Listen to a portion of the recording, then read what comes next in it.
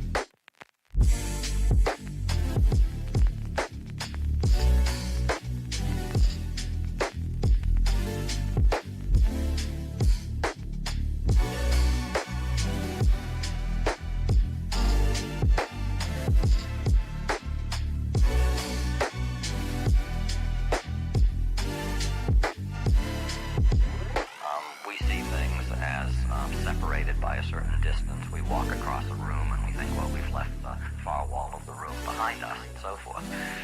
But there's an attempt to say, well, maybe things that from our macroscopic point of view appear to be widely separated in space, like New York and Chicago, just to take two macroscopic examples, from a microscopic point of view might actually be...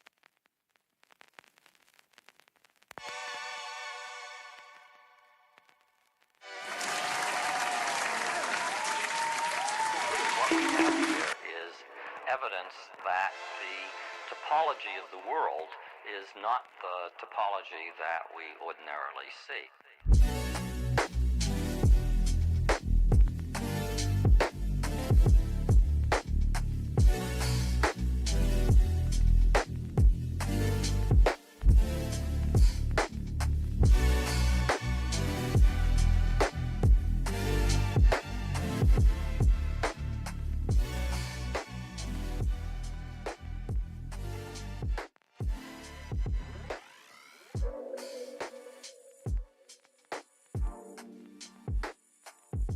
It's treason, then.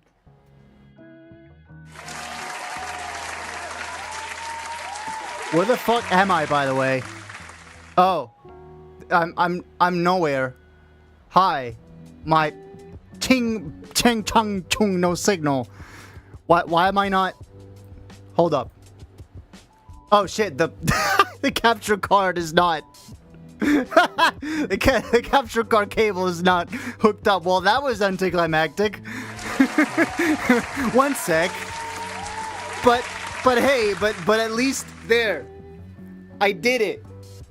I turned. I betrayed. I'm on the dark side now. Fuck you, Windows. Yes, I used to hate Mac, but now I hate Windows even more. The capture card is not an actual card. It's not in the card sense. It's not in the sense that it's like a Pokemon card that just so happens to capture. It's not that. No, it's a device, and that device captures, and it captures the video thing signal, and then it signals, and it video captures. You know? Well, not yet. But let's see about that now. No? Oh shit. Well, the connector is kind of bent. That might explain it. Is this even hooked up? Yeah, it is. What the heck? Is the capture card broken? Nah, it can't be. What if I turn it off and then turn the camera on again? Huh? Skyscraper style. Bug fixing 101. There you go, see? Works every time. Turn it off and then back on. Hello everyone, welcome to the Friday Chill. I should probably bring up the exposure a little bit. Hold on. There you go. That's a little healthier. Now that's a little too bright. Hold on. There. That's much better. Hello everyone. Welcome to tonight's episode of Friday Chill. Spain just won 2-1 against Belgium. So, GG. The match ended like 5 seconds before the stream started, which, I mean, I'll probably never get better timing ever again. I decided to delay the start of the stream by 1 hour just to be able to finish watching the match. Boom, match finishes. 5 seconds later, stream starts. Boom. This will never happen again, by the way. Will never happen again.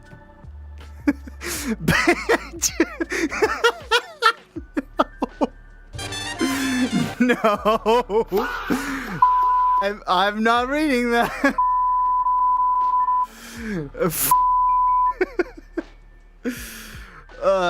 It's a card in the same sense that a graphics card is a card. Okay, that's a good way to put it. Hi Modus, hi Skyves. Sorry I didn't say hi earlier. I was too busy fixing my own mistakes of the not plugging in the cable for the capture card for the camera. It was not plugged in because I had to unmount the camera from where it is, because I had to take all of these sweet pictures that I'm about to show you for the merch shop. Holy crap. Okay, yeah, that's also a thing. It's gonna take a while to arrive. July 27th at the earliest, according to this website, the Apple website. You get me? Okay, there you go. All right, I'm about to show you some, and you tell me if this is sick. Sick. Just look at that. Look at that beauty. It's a thing of beauty. I had to unmount the camera from its spot to be able to take all these pictures. I had to do a little merch photo shoot, which I was supposed to do many days ago. Like 2 to 3 weeks ago. But then, alas, the laptop kicked the bucket and I couldn't do it that week. And I just, I delayed the photo shoot, and the merch launch of the album was kind of half-assed because the pictures weren't there the day they were supposed to be there. But at least they're there now, and look at it. Just so you can hover over and you can see the back or the front, or just me vibing with the shirt, or yeah, it's just great. The only thing I have yet to shoot are the stickers. Because I have pictures of the album, I still have yet to photograph the stickers, which I also have. Okay. Oh my god, Modus is wearing a shirt? Fucking... Oh my god, Danny is sweating right now. Holy shit. Sweating more than I am in Spanish weather. Oh guys, by the way... No. We gotta play the THX sound effect for this. Wait. There it is. There it is.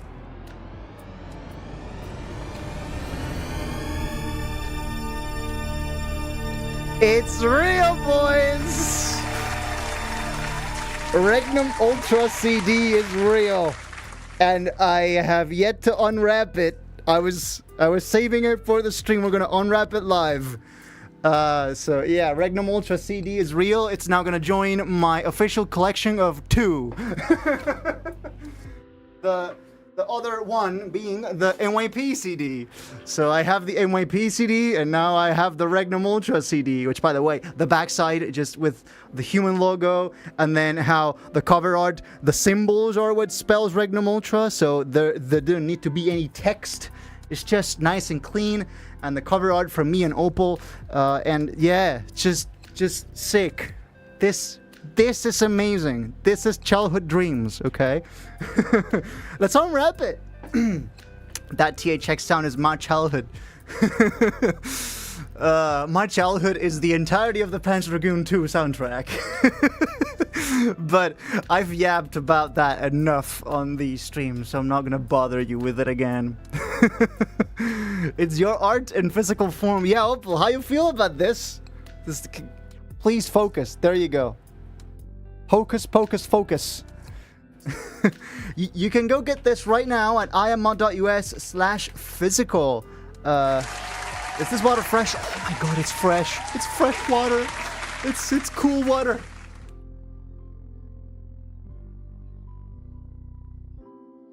Life is good. Water is fresh. Okay. So yeah, you can go into my website right now, and you can go to CDs and vinyls. Wait, this webpage is huge. What happened? Give me a minute, okay? give me a small minute, okay? There we go. Okay, so when you go into my website, okay, when you go into iMod.us, this is what you first find, okay? Below here, there's this thing called CD/vinyl. You click there and you get taken to, well, the CDs and vinyls page. And right there, first thing, Regnum Ultra Physical CD Edition. And there it is. You can buy it, and this is the exact thing that you get. This is the exact thing that you get. Okay, and there it is. And it's got the entire album. And as a bonus, because it's still fit in the CD, and I'm gonna cram as many things as possible in that CD, I couldn't put in the continuous mix because that was too much, so the transitions unfortunately are not there, but I was able to cram in the 3 instrumental versions of What It's Like to Fly, Kindred Spirits, and Stay With You from the album. Yeah, your website is so beautiful, thank you. In no small part due to the sick artwork that's, well, I mean, it's front and center, it's right in your face, like 90% of what you're seeing is cover art. But, you know, there is some thought put into it, like even down to the scroll bar. I made it so it's not the default scroll bar from Windows, the like default fuck-ass scroll bar from Windows. I made sure it's this nice custom one that's even like colored to the theme of the webpage. And the title reacts to the mouse, so like it gets away from the mouse. See, when the mouse is up, the text goes down. So like the text goes in the opposite direction of the mouse. And then there's a little thing here that tells you to scroll down. There's my bio, my studio equipment, all right? And then you go enter, and you enter, well, the Regnum Ultra page, and look at that. Wow. This is Web 2.0 in its final form. And there it is. No need for hype edit or hyped it, however the fuck you say it. No need for gate links. This is the gate link. My website is the gate link. So you can go and pick any of the stores here. And of course, there's the Bandcamp option if you want to just buy the thing outright. And then obviously there's the physical, which if you click it, it takes you straight to the Elastic Stage page. And then you can also scroll down and you can see some of the story for it and the track breakdown and a little bit of the meaning of the album. And yeah, just a really cool website, okay, that took a lot of time to build. So maybe consider giving it a visit at imon.us. And now we shall unwrap this thing, because I kind of really want to see the CD, because the CD has the artwork from We Depart, We Remain. So if we go back to it, see, the CD is the artwork for We Depart, We Remain, with all of the orbs around the portal and the human from the human from the olden times. Okay, let's open it up. I have with me a pair of scissors. I'm gonna try to be very careful not to scuff the CD. Okay, I'm just gonna be very careful to just cut the wrap. And there it is. I've cut the wrap in one corner. The rest should be pretty easy. This is just gonna be a satisfying peel. I'm gonna peel it from one side first. There it is, and then the rest is gonna come off. There it is, like so, and it just should come off. Please come off. Please come off. This isn't very satisfying. Okay, it's out. There it is. It's unwrapped. And now it cannot, and now it's no longer a collectible. Now it's worth nothing. And now this thing has just lost all of its collectible value. Okay, this goes to the trash. Let's take a look at that CD. So unlike the NYP CD, this one had a booklet. So let me show you what the old one was like. So you open it up, you get the lore and the track list, right? And then you open it up and you see here on the side there's a booklet. And there's artwork from every individual chapter. So there's NYP 1, 2, 3, 4, 5, 6, and so on and so forth, all the way down to 9 and 10, right? This is none of that. Because, well, it's not the same thing as an NYP, where it's like, where it was like one chapter every year for 10 years, right? This was just more of a like one-off release thing, right? So I didn't deem it necessary for there to be a booklet, but you get pretty much the same thing here. You get the title, Regnum Ultra, the orbs, and the track breakdown. I made sure that it was visible. It's a little tight, but it's there, but it fits. This is a really cool inside design for this, if you ask me. And now let's take a look at that CD. Let me put my greasy ass fingers into this thing. Oh my god, this is beautiful. Oh my god. Oh my god, this is beautiful. Oh my god, this is immaculate.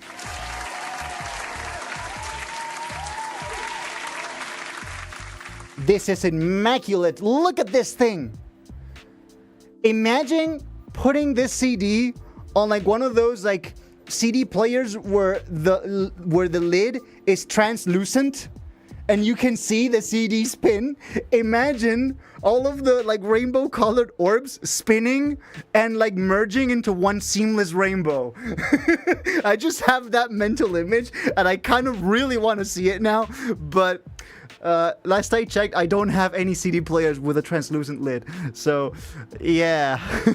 In fact, I think the only thing I have left that can play CDs is my PlayStation 2. So, and I don't trust my PS2 with this thing.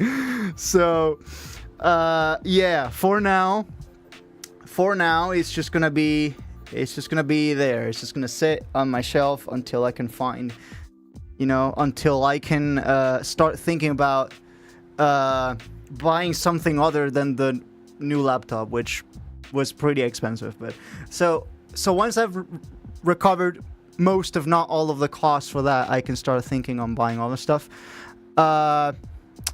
Maybe, CD reader. That would be nice. Is this a little scratch, or is it? Or is this a bit of dust on the CD? It was dust, yeah? Yeah, it's fine. Okay. Well, there it is, folks. CD. I love the way the CD shines. Yeah, it shines with the colors of the rainbow, just like the orbs. Design 101. I don't think I've ever seen a CD case like this. I really wish that Elastic Stage had an option to make a jewel case CD, because I would have wanted that 1,000 times over this. Not gonna lie. This is really cool. It's not as durable as a jewel case, and if that was an option, I would have preferred it 1,000 times over this. But this is still really cool. It's just that you have to be a little more careful with this, because the smallest scuff and it's permanently fucked. Modus, how did you get the idea of using these orbs as some sort of theme? Okay, so if you're expecting some sort of like really convoluted like technical process for, and then I thought about the diameter of the rings of Saturn, and then I followed the Reinhardt equations for the differential. No, that's not how it happened. Okay, it was much simpler than that. The reality is, I'm not a professional VFX artist. And what the fuck was that on screen just now? Striker gifted Laughing Disco to 250 joules. Oh yeah, that's a new thing that YouTube Partner has now that I signed up for the other day, but I still don't have custom alerts for. So I might have to, I might have to come up with something. What is a joule? Basically, YouTube is trying to replicate Twitch's bits. That's what I make of it. That's what I make of it. They're trying to copy the bits mechanic from Twitch, and because they can't call it bits, is joules. Okay, so we were talking about the orbs, right?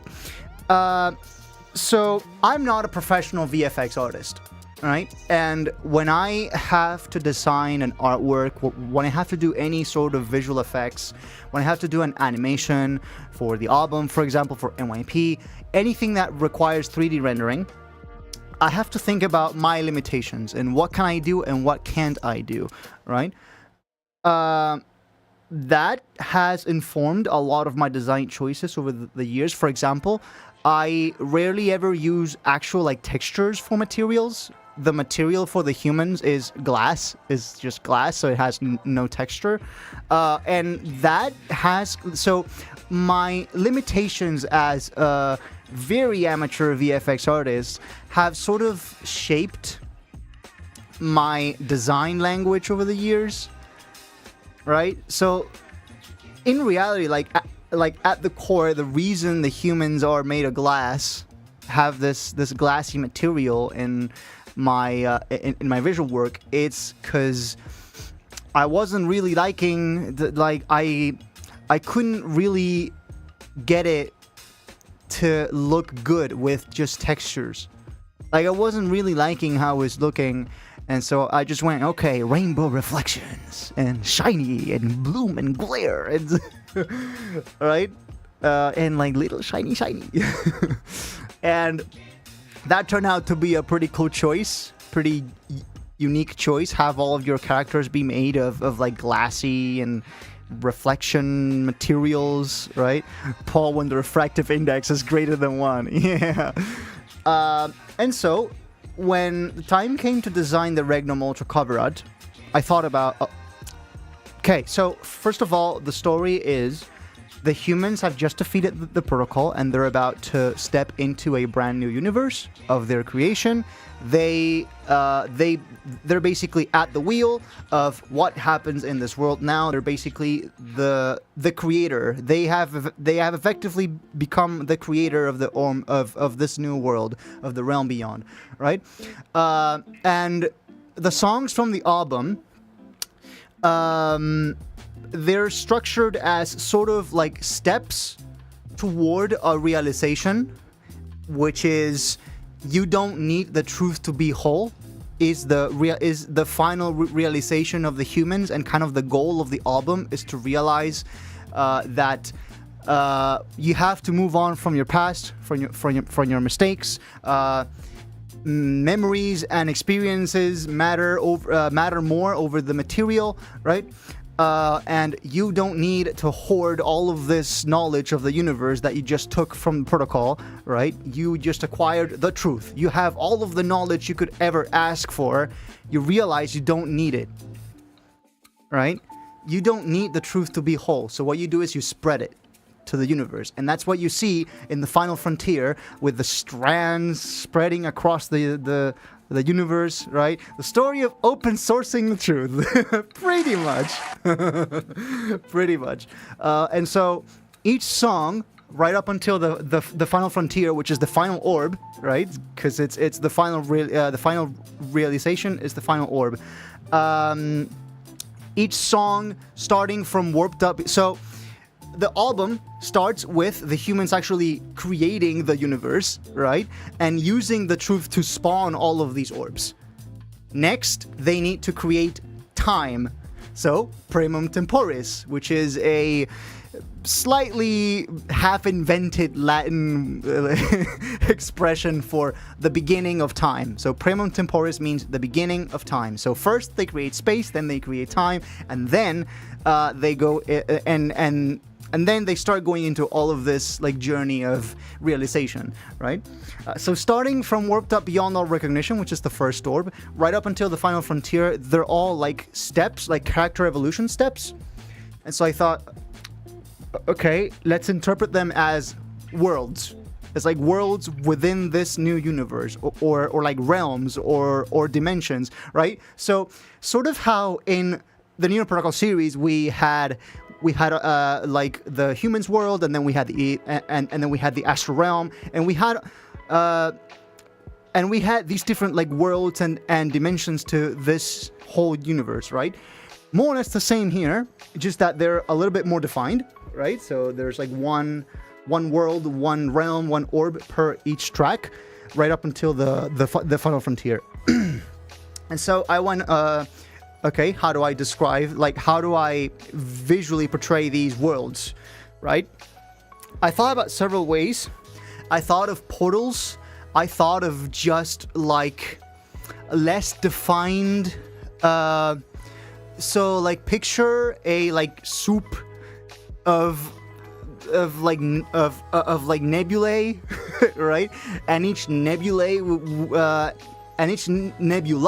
was like a different color, right? So basically like the colors of the album, but it was less defined, so it was like more soupy, right? More soup-esque.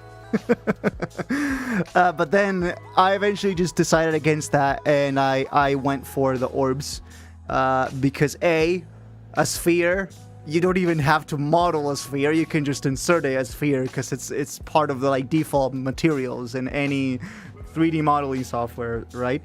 They're very easy to render, and they're very easy to slap a texture onto. So those are all like textures that I prepared for the album. So each planet has its own color texture, and I just went with that. And I thought it was a cool little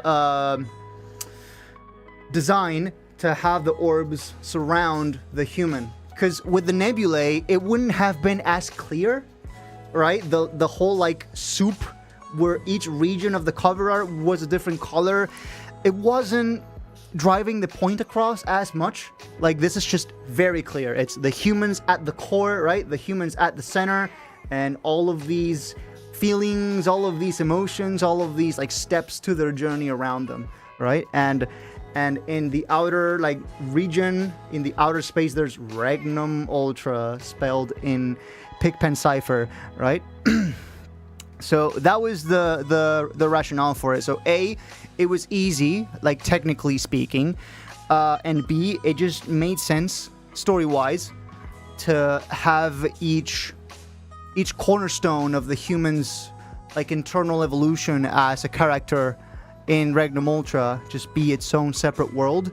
And then later I got the idea that during the animation film, the whole thing should just be like one continuous shot where it just zooms into each world and then out of it, and then the orbs rotate and then you zoom into the next world, right? So in reality, the animation film, it's just one big, just a long 50-minute oneer. It's just a very long one shot, right? And the only cuts in the animation film happen within each orb, right? But let's say we count that as like one unit, right? So you zoom into each world. There's no cuts. The whole like zoom in, zoom out is seamless. The only cuts in the animation film, the only like scene cuts happen within each orb, not between. So like the actual zoom in, zoom out is fully seamless and works as one long shot. Which I thought was pretty cool, and one of the more technically demanding things that I have done VFX-wise, to have basically the video for the next song projected onto the inside of the orb, and then I had to track that video as the orb was zooming in. So if we go back to the animation film, you can probably see. Let me just show you YouTube here. So let me turn off the music for a moment. Let's go from Kindred Spirits to Stay With You. I think this is the most straightforward transition. What makes someone a criminal? Check me. Whoa, bro, chill. I'm in the middle of some. Okay. Yeah. What he said. What he said. Okay. There it is. So a song ends, right? And then I have to track, right? So there's like a transition there to blend. So there is actually a cut here. I'm just blending in between so to hide the cut, right? So it feels like one seamless thing. So there you go. So we go frame by frame. It steps out of the orb, and then I have to track the video. So I have to pre-render the end part of that single of that song's video, and I have to track it into the orb, and I have to track the zoom value as the orb zooms out. There it is. And then I have to mask it so it stays within the bounds of the circle, right? And then that fades. There's a fade transition. There it is. And then you zoom into the next, and then it's the same process but in reverse. You have to pre-render. So this is just rendered, right? The orbs rotating are just a render. In reality, the video is just layered on top. So in the actual raw render, you won't see the video. It's just the orb. So it zooms out, and you're rotating into the next orb. And then once the next orb has locked in, you start tracking in the first few frames of the next song's animation. So it fades in. There it is. This is the first few frames of the animation for Stay With You, and it gets tracked into the orb. And once it's close enough, I can just do the blend transition again. And I actually have this like vignette that matches the color of the orb that we're zooming into. That provides like an extra layer of immersion. And then frame by frame, as it zooms in, and I'm close enough, as you can see, there's this like warp zoom, and there it is. And now we're in. Right? There is no automated way to do this. I had to track this for every in transition and every out transition for every orb. This had to be done one by one. Yes, all of these visuals are rendered and composited by yours truly. This is one of the first projects. I think the first project that was 100%. Where 100% of the VFX and the animation and the rendering was mine, was New Year Protocol 10, I want to say, because 9 still had a few like background assets and stuff like that. But this is one of the first few projects that is fully 100% rendered in-house.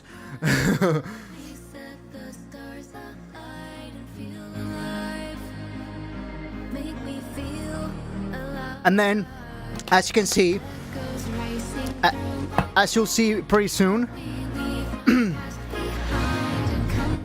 there are transitions, there are different shots, but the cuts or the transitions only happen within each song. So I think there's a cut here. There will be a cut. Okay, there's like a double exposure, but still a transition nonetheless, right? So this is a different scene, right? There it is.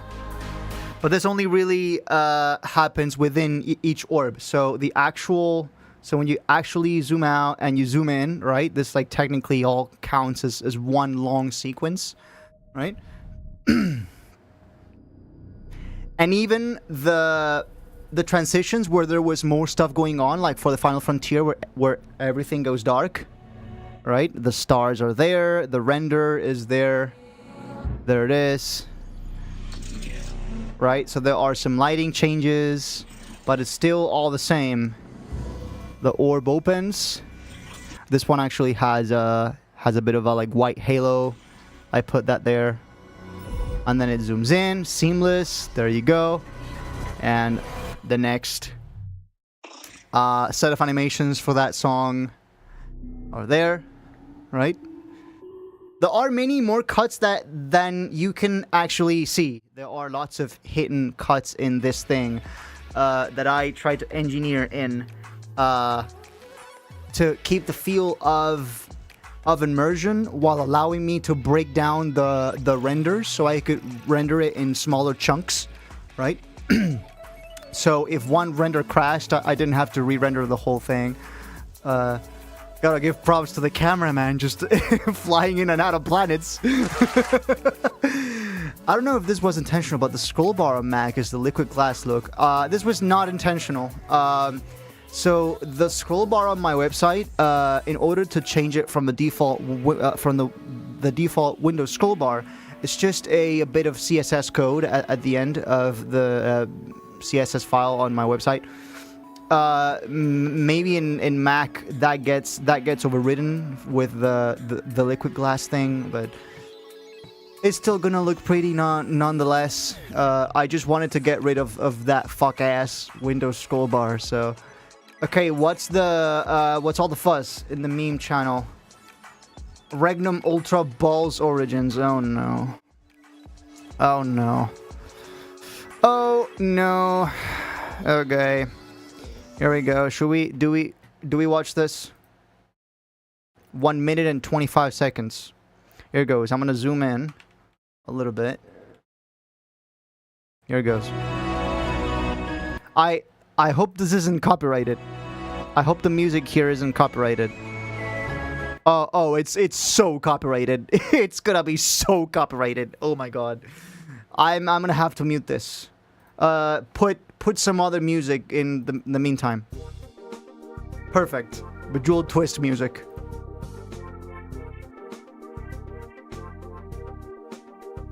Zeptoverse. Sextillion light years. Cookieverse. I don't recall there being a brown orb, nor a white and blue antimatter orb. That one actually looks pretty cool. That's just Starstruck, but uglier.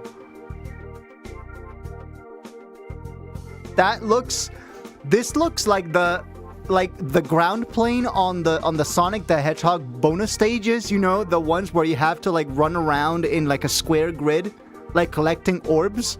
This is kind of what that looks like. What is it called? Imaginary rhombicosedodecahedron. Wow, first try. That's just the protocol, but from another dimension. Pink orb. It's just pink. And now there's nothing. And now and now that's the anti-protocol from another world. And now that's the same thing as before, but in negative. Hey, look, it's Quest for New Wings.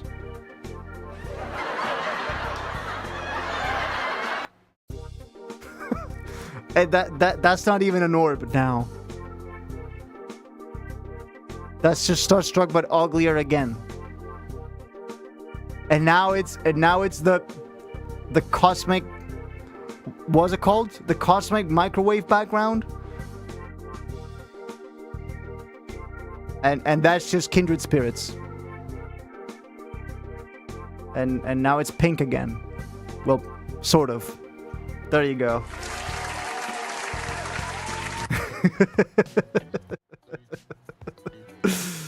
Beat me to it.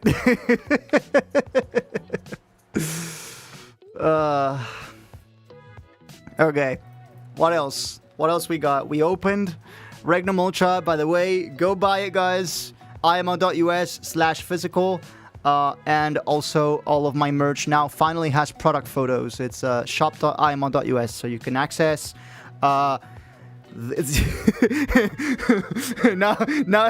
I can do this, which looks badass. Now I can just do this. So to buy these, you can go to !vinyl or !! physical or exclamation mark CD. I think all three of those work. I'm pretty sure. And then for merch, just hit exclamation mark shop in chat. What's up, Modus? Hi, Hubs. What's up? What's up? Why does it say vinyl? There is no vinyl. Yes, there are vinyls for NYP. The New Perkle series has vinyl. It's just, it had to be split in 2 volumes. So you would have to buy 2 vinyls. So I understand why you would want to get the CD instead. It's much cheaper and it actually has the whole thing in just 1 CD. But hey, the vinyl's cooler, I guess. And yeah, you have to buy it in 2 volumes because it wouldn't fit.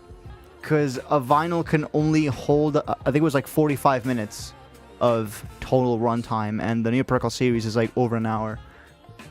I will not be purchasing the vinyl since I haven't got a vinyl player. Okay. Valid.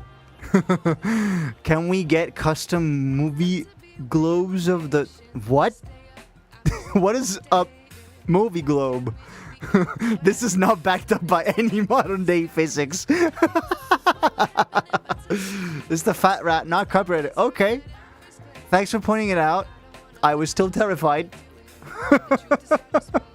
What's a movie globe? Wait, movie globe. Movie globe. No image. Wow. This has to be the shortest search term for which DuckDuckGo has no results. No images found for movie globe. Wow. This has to be the shortest search term with no results. What's it called? MOVA Globe? MOVA Globe, okay. Oh, it's one of these things. Okay. Okay. We just call them Earth globes. Globo terráqueo.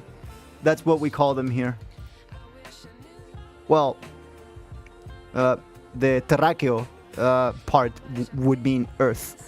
But these are not Earth. Last I checked, these don't look a whole lot like Earth, sadly. Okay. But they seem to be like from a specific brand. I see. So the brand is MOVA. Okay, that's why they're called MOVA Globe. Because they have these like 3 feet, right? They have this like pedestal. Or there you go. Okay. Yeah, well that's cool. That'd be nice. I don't have the means to have this done. But hey, that would be cool one day.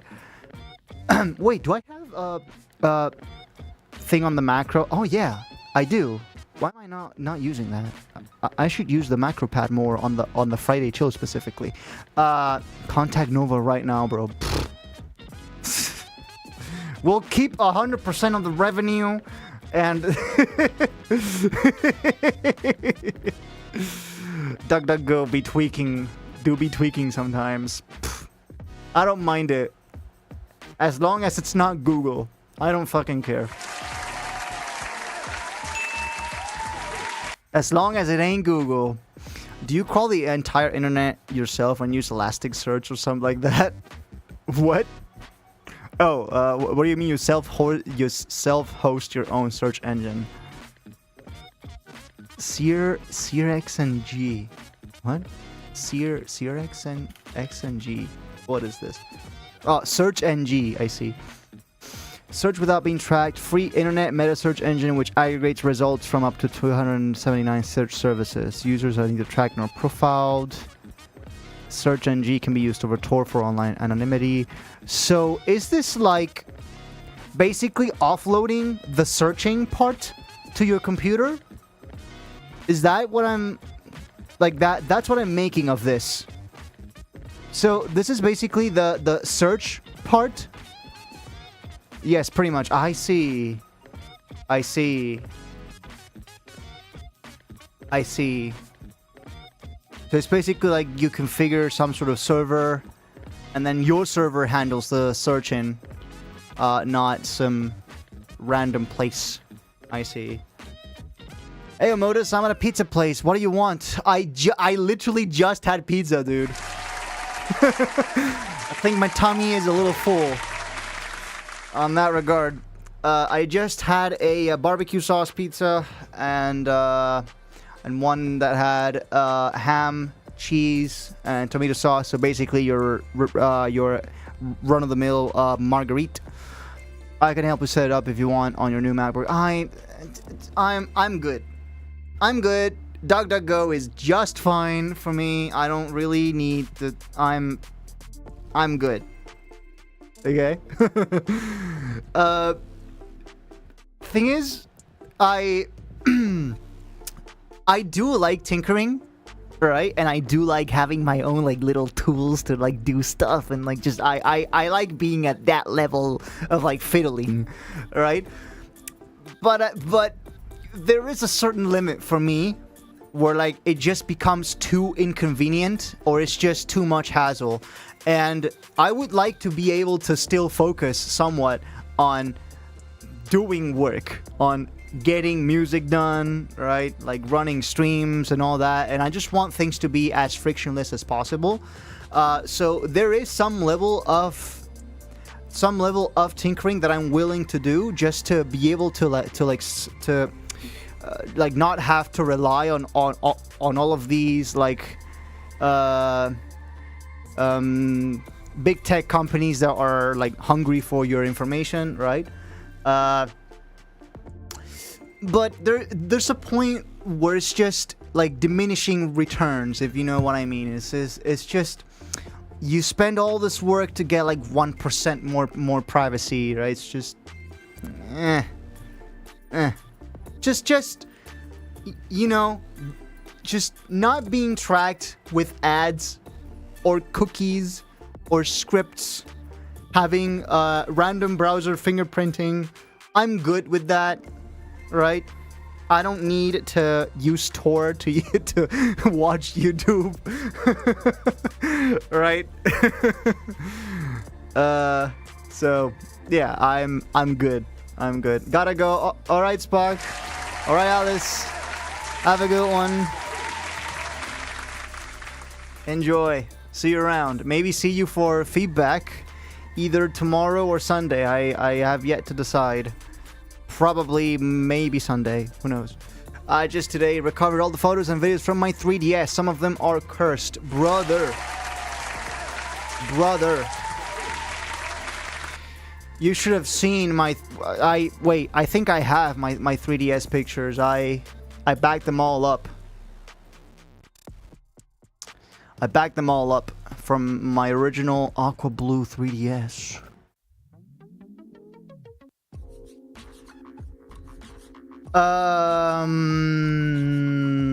Where's this? 3DS. Do I have it? SD. This folder's empty. And 3DS. Oh, here. SD backup. Sysnan backup. No, there should be a folder here. Apps. No, this is just themes. 3DS. Very important backup files. Oh, this is just a NAND backup. I see. But in the like, chances are in the NAND backup that I did when I modded the 3DS, everything will be there. Chances are. Sysnan saves backup.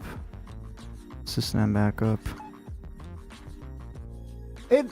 It'll be somewhere in there. Okay.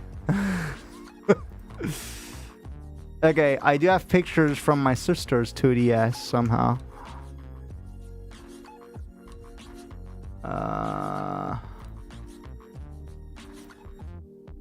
3DS, new 3DS. No, this is from the new 3DS that I got later.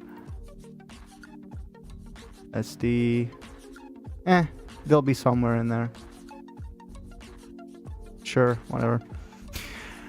What's your opinion on bot music? Because for Mr., it's so bad. What do you mean bot music? Like AI generated music? Do you really want to know my opinion on that?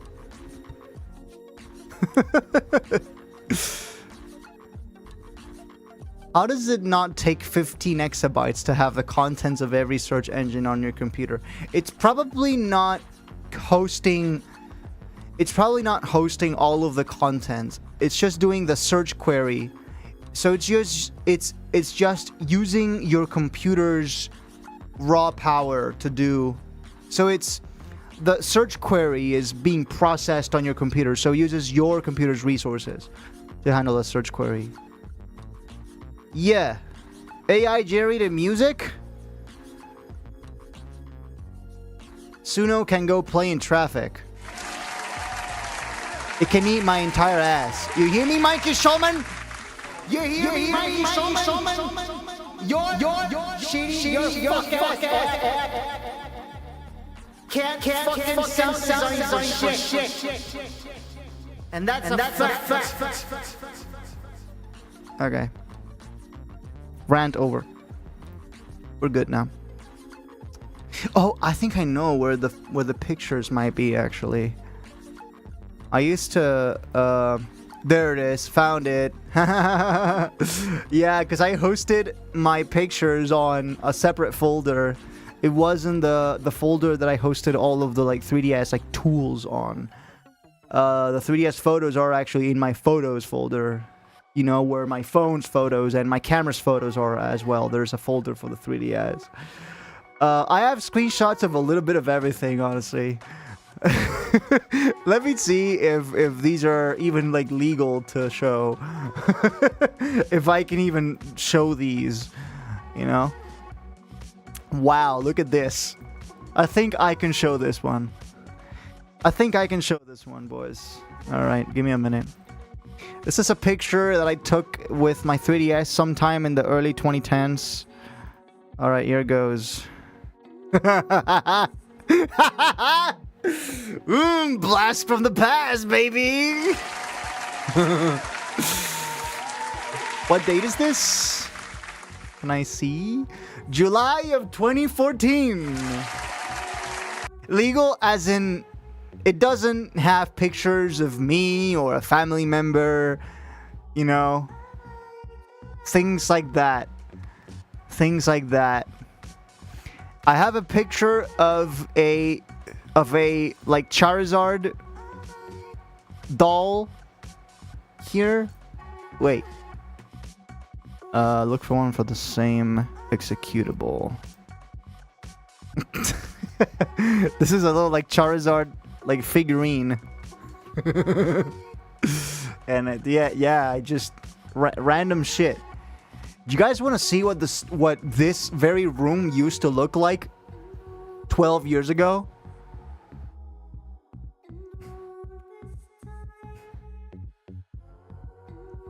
Okay, let me pick another one. Oh my god.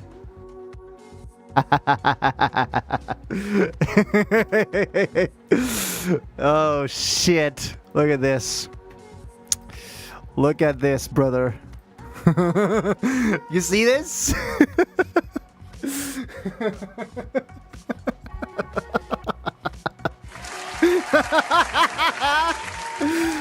12 years later, here it is.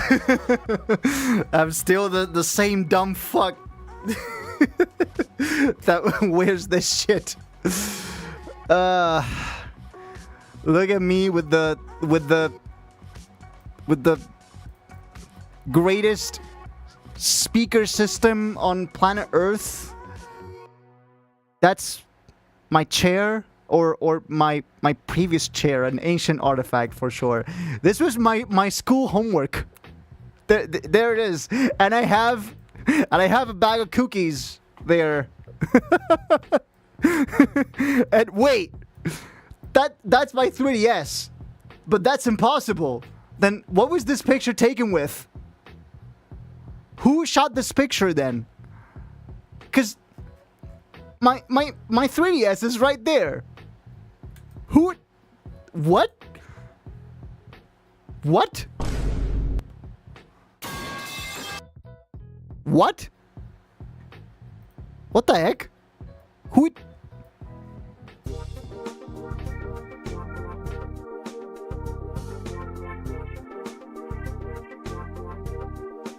What shot this picture?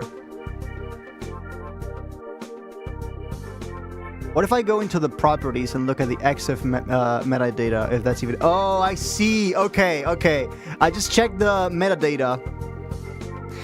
This photo is not actually from my 3DS. This is actually taken from my old, what's it called? My like pocket camera. My like pocket, like what's that called? The like retro camera, thing. What, like it has a name. Guys, tell me in chat, what's that called? My like portable camera? Digicam! Yes! I had a Digicam. It was an Olympus Digicam. It was one of my first communion gifts. Because yes, I did first communion. I used to be Christian. Now I'm not. But I used to be. And as a first communion gift, I got a Digicam, a beautiful Olympus Digicam in this really cool shiny orange, right?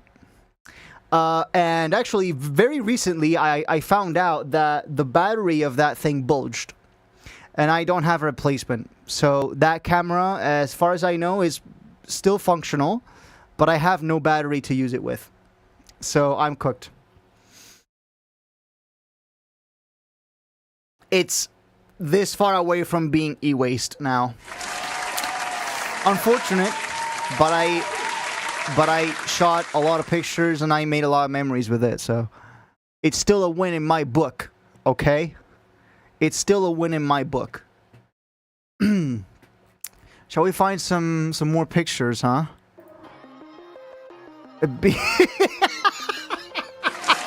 Being Christian for the gifts, then dipping. The room looks tiny from that angle. It probably doesn't help that the camera wasn't that wide. It's also like the room also isn't really that big.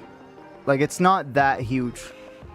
And also the table is way smaller. Like this table that I used to have in the picture is way smaller. So I have a much big so here, let me just there. I have a much bigger table now. My current so the way I am like positioned right now is my table is still here, so it's still up against the window. That's going to change very soon, by the way, probably starting next week. I'm going to move things around. I probably said this last week, but then I ended up not doing it because I had to order the new computer, and then I wasn't really in the mood for it. Next week, though, probably, I'll be moving things around in the room. But the way it has been since 2020, since the moment I moved back down from the attic, is the table is still here. So right now, it's a much longer table. It reaches all the way up till the door. So around here, right? This is where my table is now. I have the speakers, right? I have one speaker, the other speaker, then I have the arm that connects to the computer monitor. The computer monitor is the super ultra wide thing, and it has this arm that's like hooked up to this place in the wall, and then my laptop is here in the center, right? And I'm sitting here.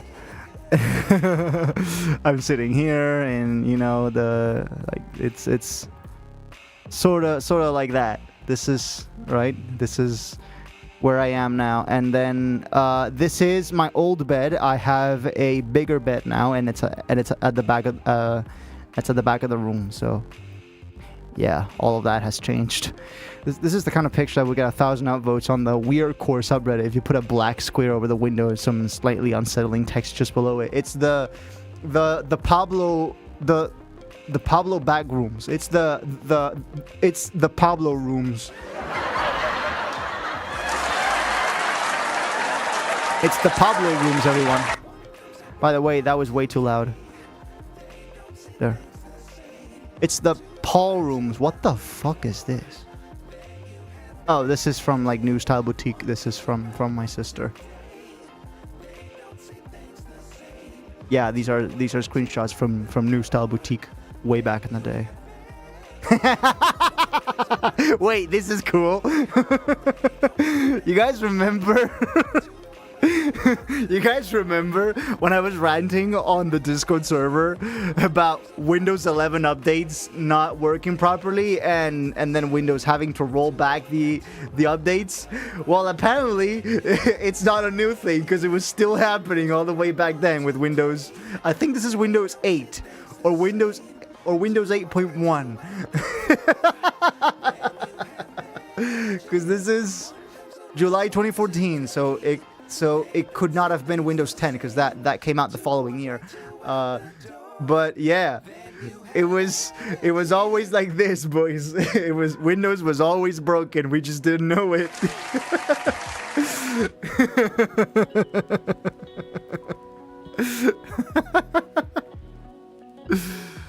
Oh boy. Oh brother.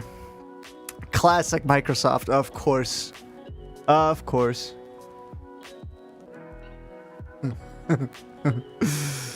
And yeah, I don't. Well, I do have more pictures, but they're mostly like video game screenshots. This is just me from Pokemon Y, I think. Here it goes.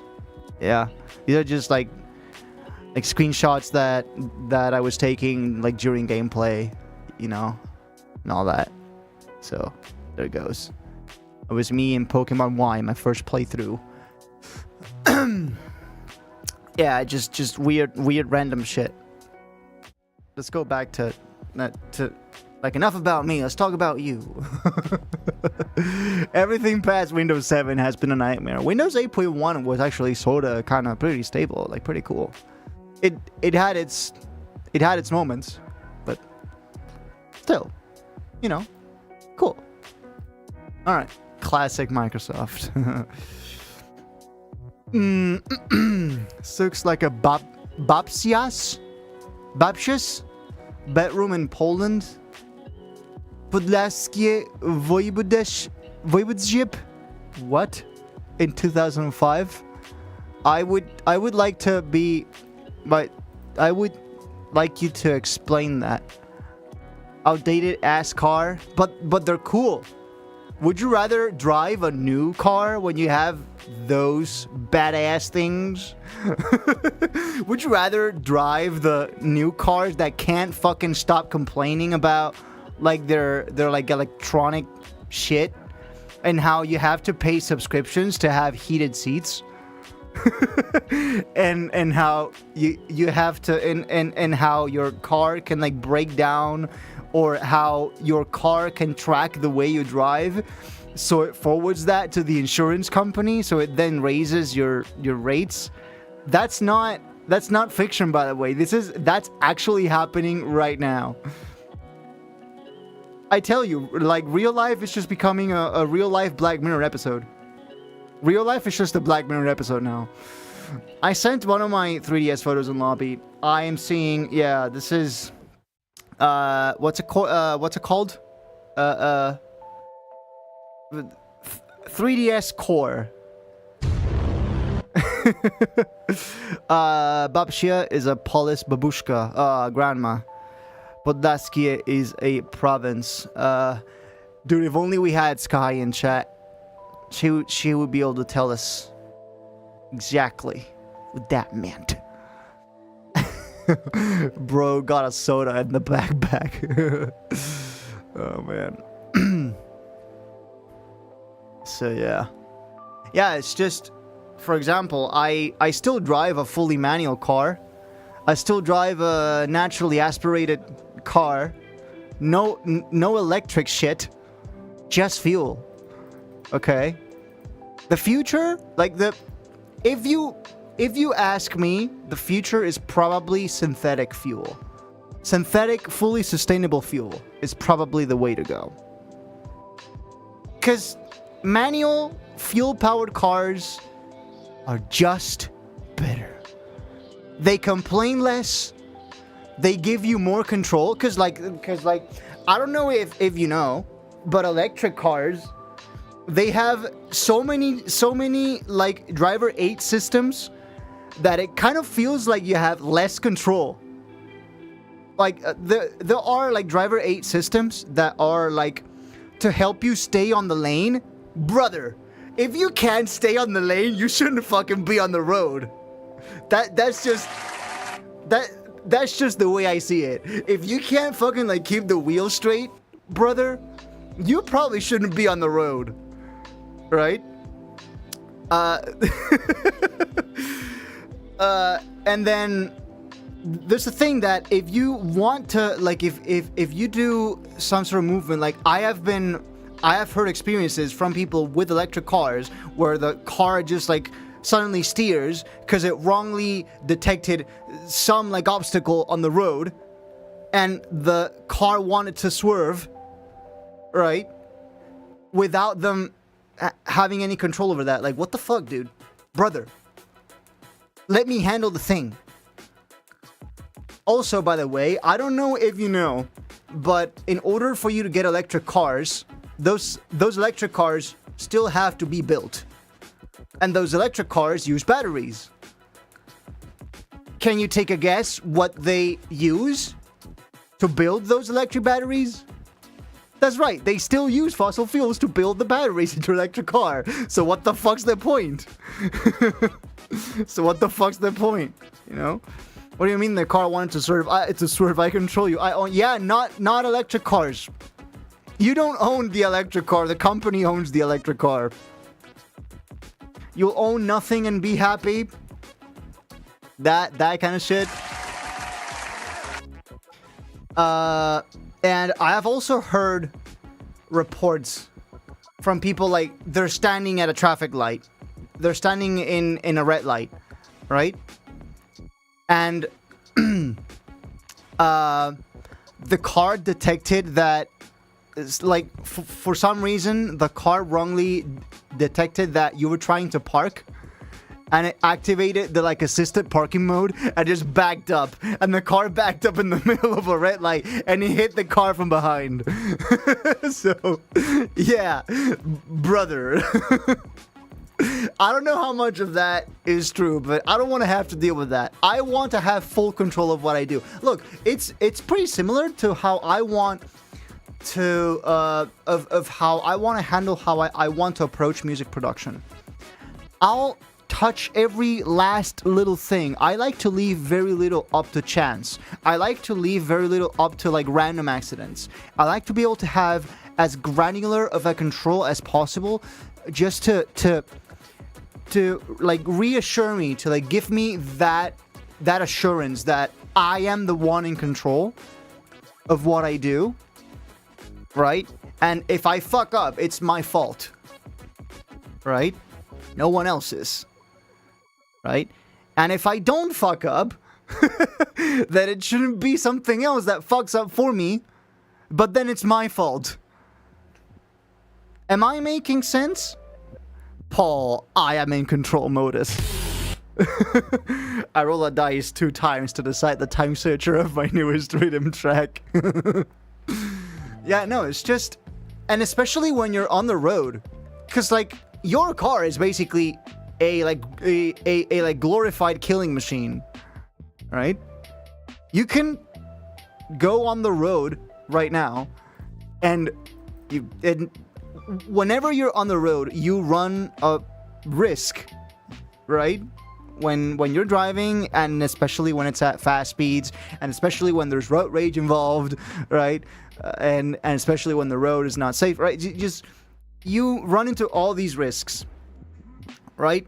I would like to be able to minimize how many of those risks. I would like to be able to minimize the risks.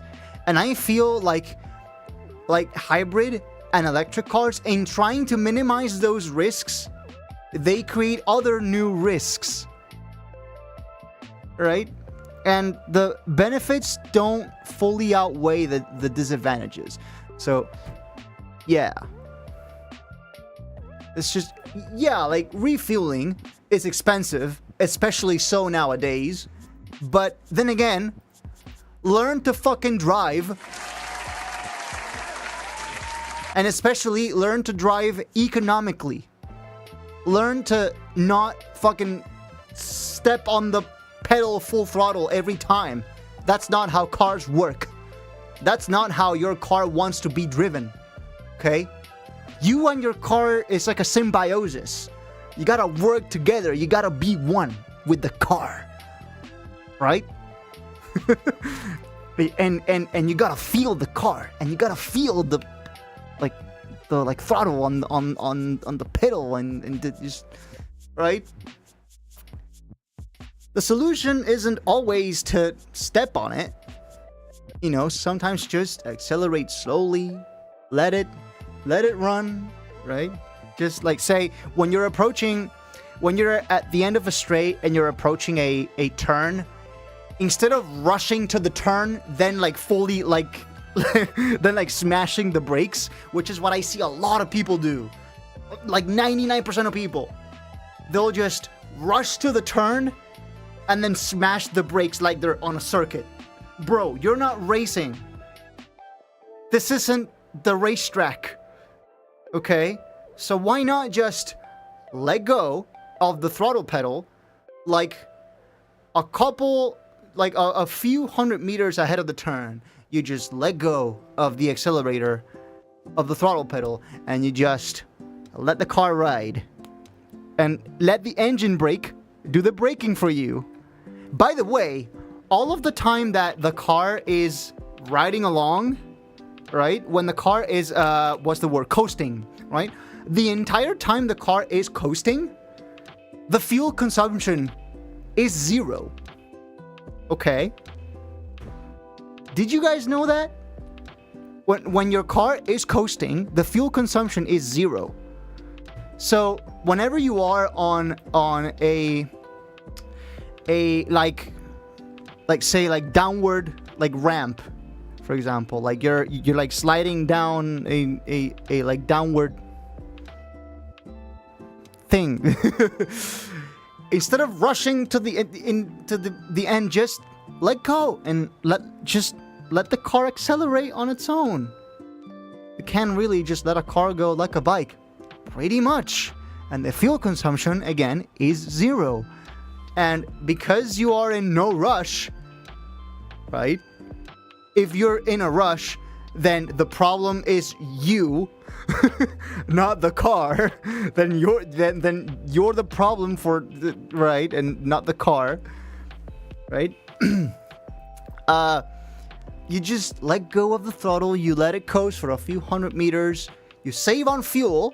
And then by the time you arrive at the turn, you don't even have to smash the brakes. So if you measure the distance correctly, you can just arrive at the turn and not even have to step on the brakes. You can just downshift and let the engine braking do the rest for you to help turn.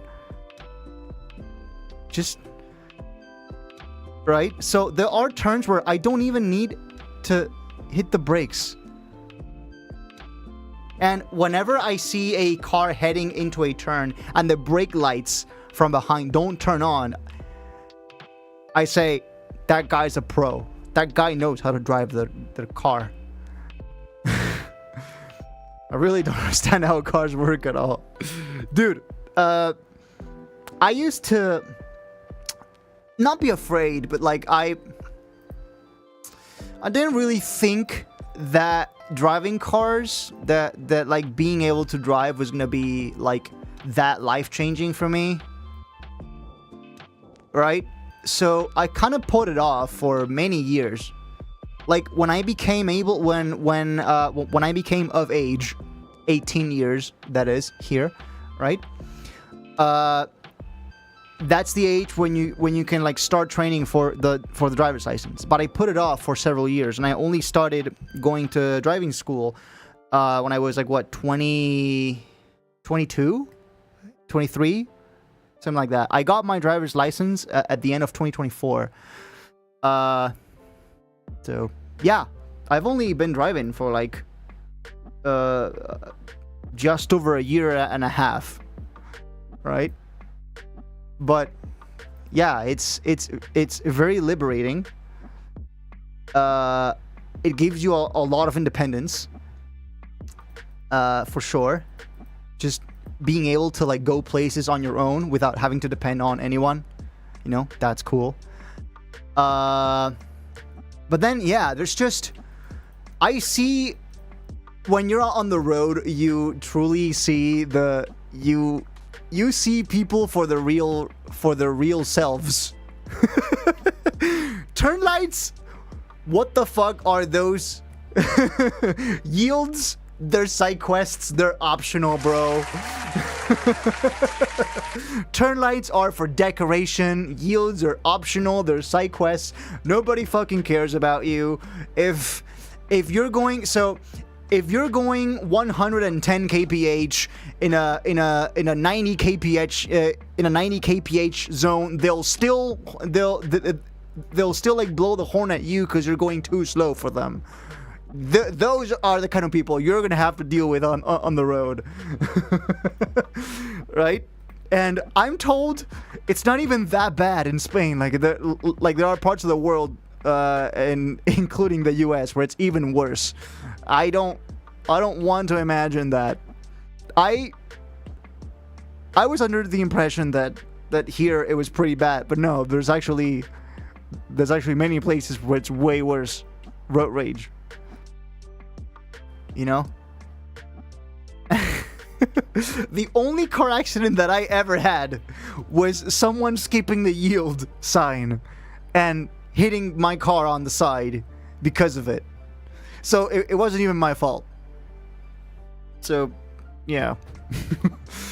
But yeah, it's just I just happened to start loving cars and like getting into, you know, how like cars work. I haven't gotten into too much of the like nitty-gritty of the like technical side of cars and like fuel mixes and like all that. But I'm learning how to drive a car more efficiently, right? And how to squeeze a few more kilometers out of each tank. Are you a car bro now? Nah, not really. Not really, but I just, you know, I am into cars, just not a car bro. Where like that's a little bit that's a bit above my pay grade at the moment. Cobalt Core. Wait, we have to say that. Cobalt Core. The Lenovo incident is the epitome of random bullshit breaking and losing money. That's a good way to put it. The epitome of random bullshit breaking? Check. Losing money? Check. Getting blamed for damage I didn't cause? Check. Having to escalate with a private consumer rights organization? Check. I'm still fighting them over it, by the way. I've been, like, I must have exchanged, like, 12 emails with them.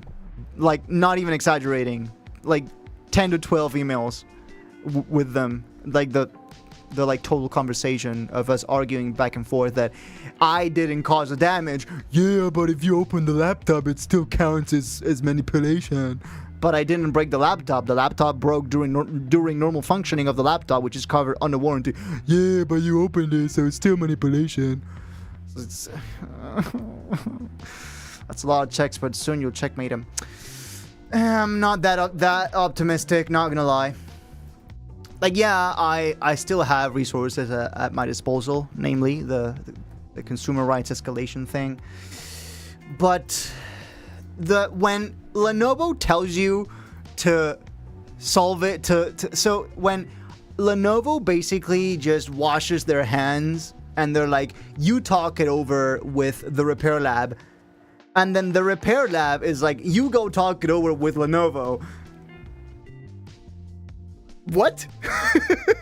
So who do I talk to? Both? None? Some mysterious third party?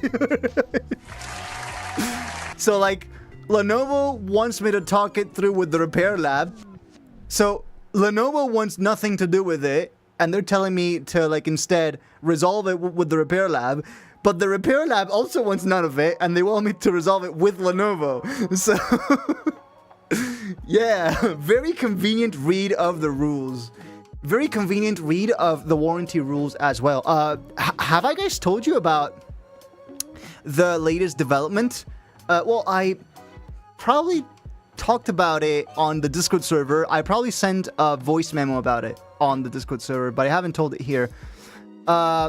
In the latest email from Lenovo, they were basically like, they tried to like gotcha me into, hurry, this is the, and they did like a point by point like breakdown of my arguments, as if that was some kind of gotcha. And literally the first argument is like, the CPU has liquid metal in it. Yeah, what the fuck does that have to do with anything? It's just, how is that an argument? What the fuck's that supposed to mean? Yeah, that's just an objective fact about the laptop, sure. What the fuck does that have to do with anything?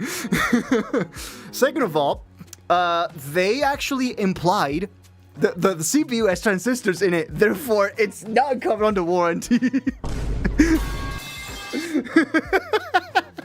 It was like, what the fuck? Yeah, I know. Sure, like, I actually replied to them in the email. And I said, so I like, repeated their argument and then followed up with that response, right? The CPU has liquid metal. Yes, I know. I don't know what that has to do with anything. But then, the funniest part of everything was that in their first few correspondences, in the first few emails, they told me that the fan unit, the fan array, was also damaged. Like, with that word, damaged. That's important, okay? Because now, they're saying the fan array is not actually damaged, but since you manipulated it, we're also included it in the repair quote. And by manipulating it, they mean I took it apart, which I don't see how taking apart something is the same thing as manipulating it, as modifying it, but okay. But so they said the fan array is not actually damaged, but since you manipulated it, we're still including it in the repair quote. So it's like, so if a component is perfectly functional, so we're establishing that even if a component is not breaking, even if a component is not broken, right? Even if it's in perfect working condition, if you decide that it's manipulated, you can just charge me for it again? So I have to buy two of the same component that is already working perfectly? Why? Why do I have to buy the same component twice? Because you decided to allege manipulation when you have no proof over it, when I have all the proof that it broke under normal functioning of the laptop. It's just funny to me now. It's just funny now. It's just like what? What? Like, what are you trying to argue here? That, like, are you like, is that supposed to be some kind of flex? Is that supposed to be like the final gotcha? The what? The fan array wasn't actually damaged. So, first of all, you lied in the first few emails. You lied to me. So that's that. But then we're establishing that even if a component is still working perfectly, if you want, if you just feel like it, you can just charge for it. You can charge me for it a second time. And then you can add it to the repair quote. Is that legal? And then the last thing is they actually sent me a new photo. They actually sent me a new picture from the repair lab, and this time it was from the heatsink, as I had asked. Now, it wasn't actually a picture of the fans, but they have already said that the fan array is working, so we're gonna take the word for it. But I saw something very interesting in that heatsink picture. You guys remember when I showed the picture of the foam around the CPU having a burn on one side? Well, it turns out that the part that melted, the part where there's a burn, what happened is that part of the foam melted and stuck to the heatsink, which could only have happened if the heatsink was pressed against the CPU when it burned, aka when the laptop was closed and functioning and working. Does that mean... But here's the thing. Okay, so we know that the foam melted while the heatsink was closed, because otherwise there is no other way that the part of the foam that melted could have stuck onto the other side, onto the heatsink. Okay, so that's one thing. The foam burned while the laptop was closed. That's one thing. But then I actually have screenshots, and I sent them a screenshot of CPU temperatures, because I'm a bit of a paranoid when it comes to that stuff, and I tend to monitor the CPU and the GPU temps for everything, for all of my computers, like almost on the daily, right?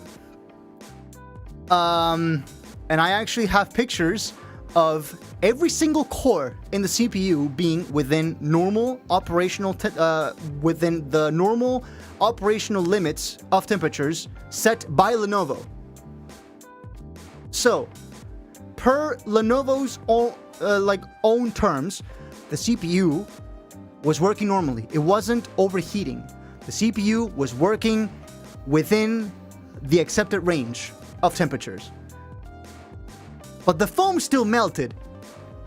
So does that mean that the foam couldn't take the CPU's normal working temperatures? Is that a factory defect? Because you said you only cover factory defects under warranty, which, by the way, that's not what the law says. But even if we were to believe you for that, even if that was true, wouldn't that be a factory defect? The foam melting when the CPU wasn't overheating, aka the foam cannot take the CPU's normal working temperatures? What do you guys make of that? Like, am I crazy? Am I...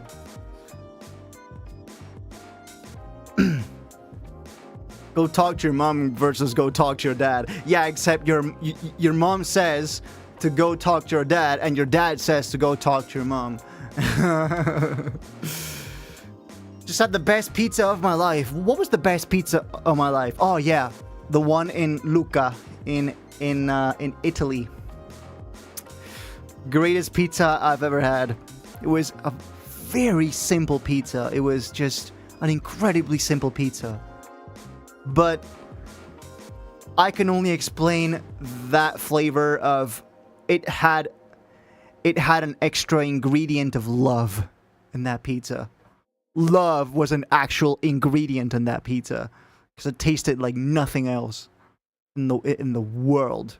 It was just a margarita. It was tomato sauce, it was cheese, and it was ham. That was it. It was the simplest pizza ever. But it was so good.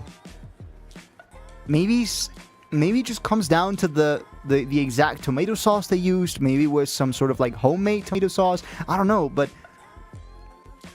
what the fuck? It was like the heavens opening up and the pizza gods holding me in their arms.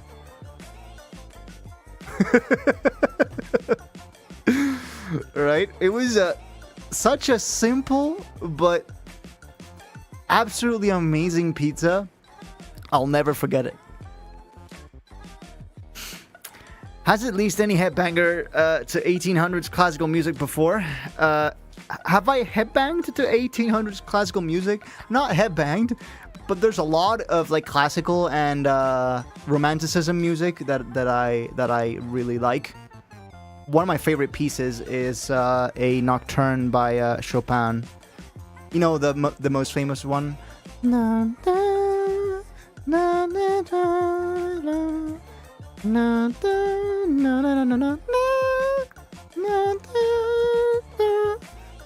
Such a great piece. Soothing. Love it.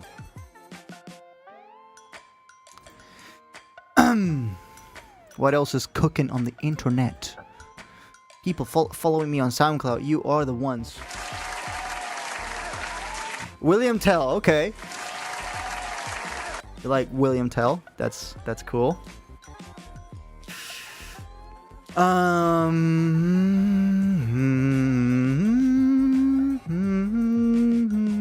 What's another one that I really like? Fantasy Impromptu. That's also Chopin. It's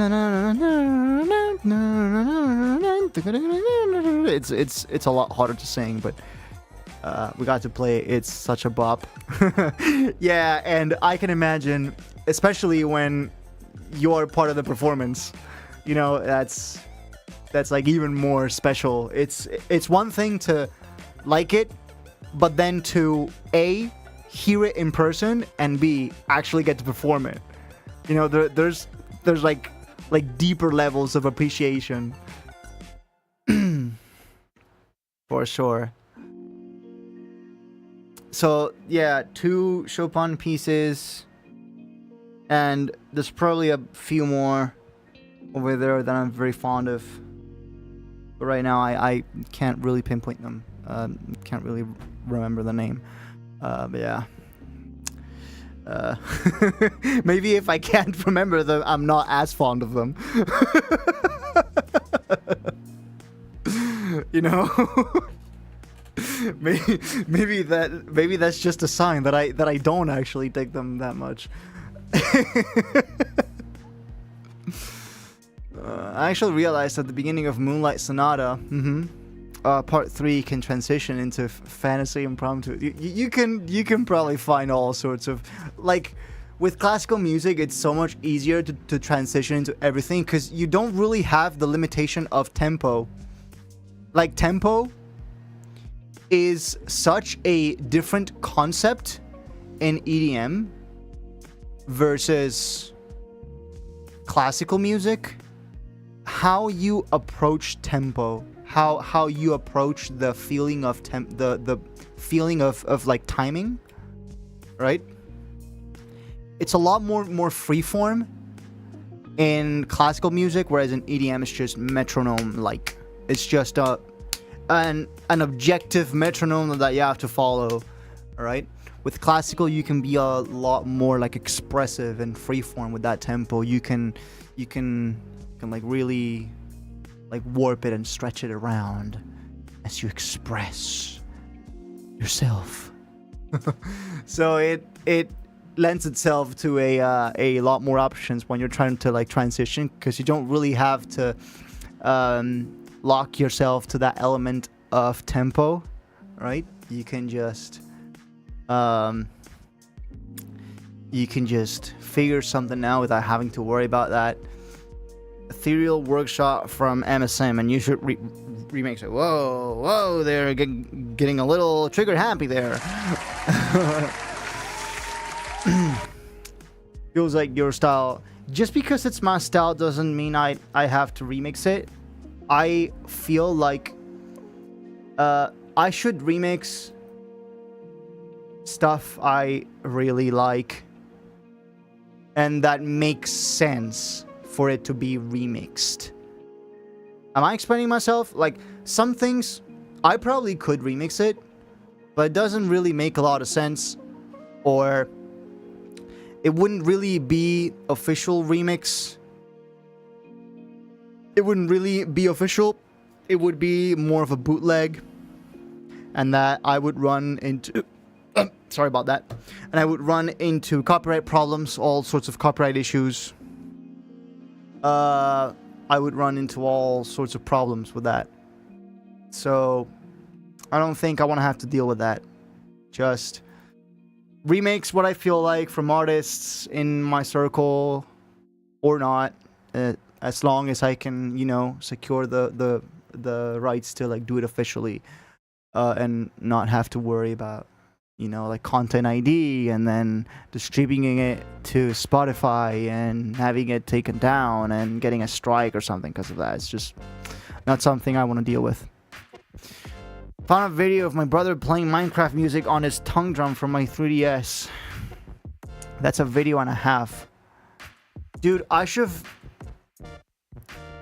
Chances are, if I were able to restore the NAND backup of my 3DS with the SD card information, I would probably be able to restore the sound recordings that I had with, you know, Nintendo 3DS sound. Brother, that was... That's... If any of those audios were to surface on the internet, I would probably be cancelled. I was just a 12, 13-year-old kid just being reckless and doing weird shit with, you know. So maybe that aside, life was just better back then when we didn't have to worry about getting all of our information stolen and AI being trained on us without our consent, and you know, and having this like constant FOMO and like constant fear of being irrelevant and wanting to farm views and followers for what, really?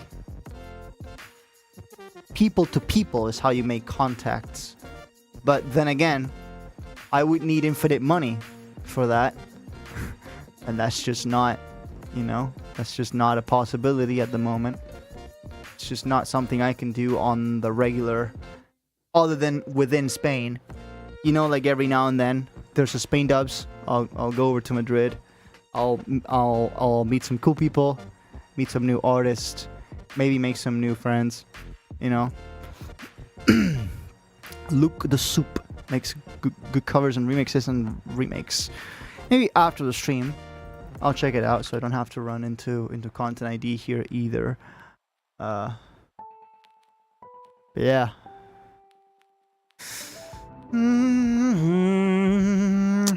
16-year-olds can get a learner's permit. Yes, same here. And it actually depends for the types of vehicles. Each type of vehicle has a different age requirement.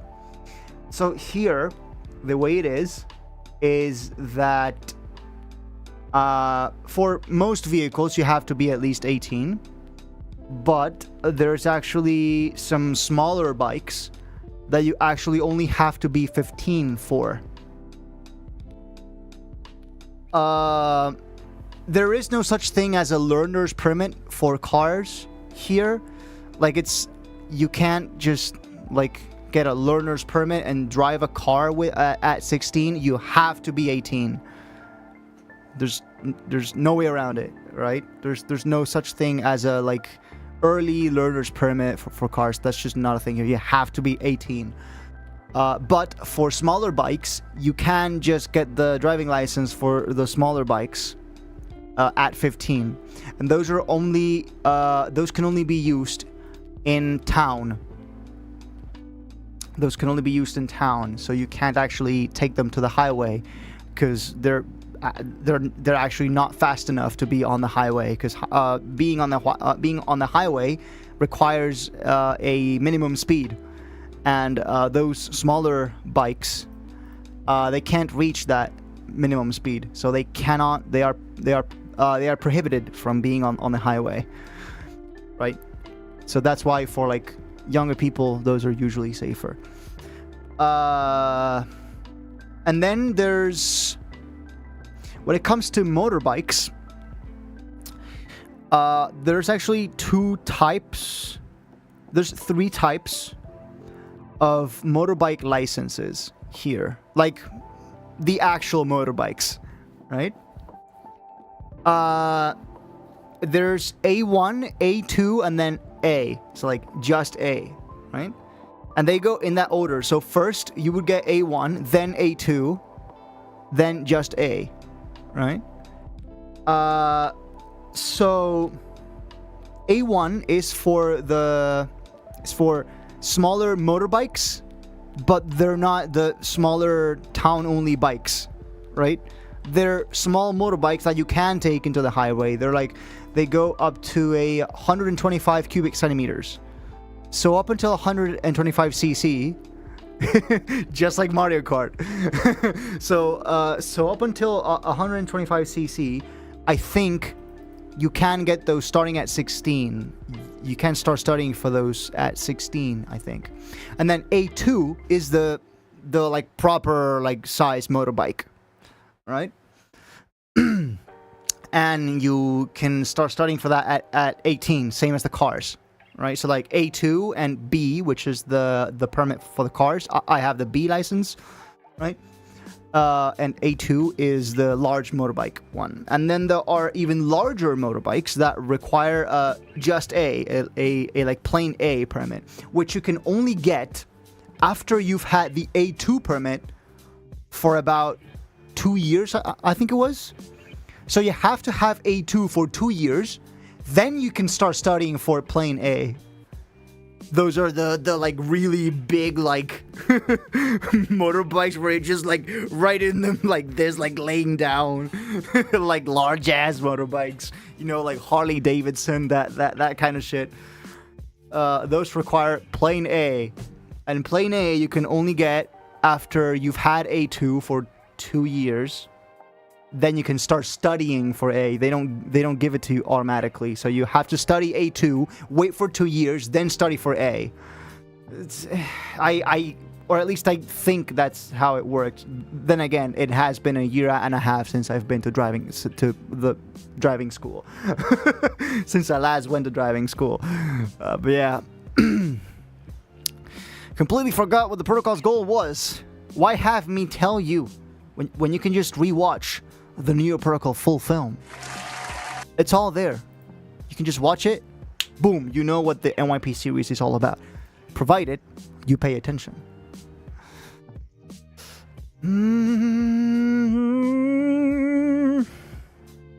Spain won, by the way. 2-1.